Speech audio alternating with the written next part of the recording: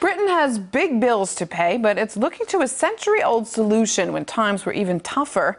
Never-ending loans to cover the cost of the First World War are still being repaid today, but the Treasury Chief is planning more. And that means a financial headache for the next generation, as Ivor Bennett reports. Strapped for cash and deep in debt, the UK government has a plan. But buyers beware, all's not as it seems. Chancellor George Osborne wants to bring back never-ending loans, dumping the government's crippling debt onto future generations.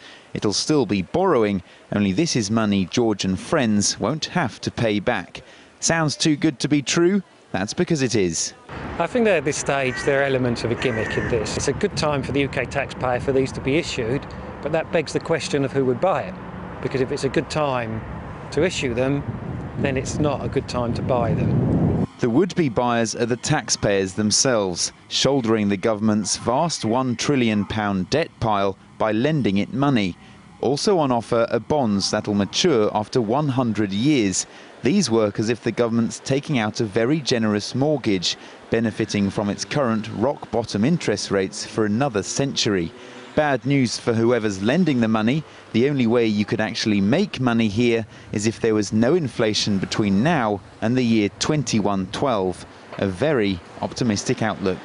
Take the last 100 years, for example. If I'd invested £100 back in 1912 at a rate of 3.4%, say, then this year it would have turned into almost £3,000. Sounds okay in itself, but it's nothing compared to what I would have got just from inflation, which would have seen £100 balloon into almost £9,000.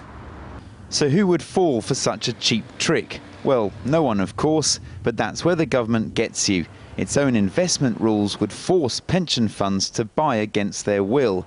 Not exactly fair play, but this is a monopoly with only one winner. You know, this is what happens in markets when governments intervene. The risks are enormous.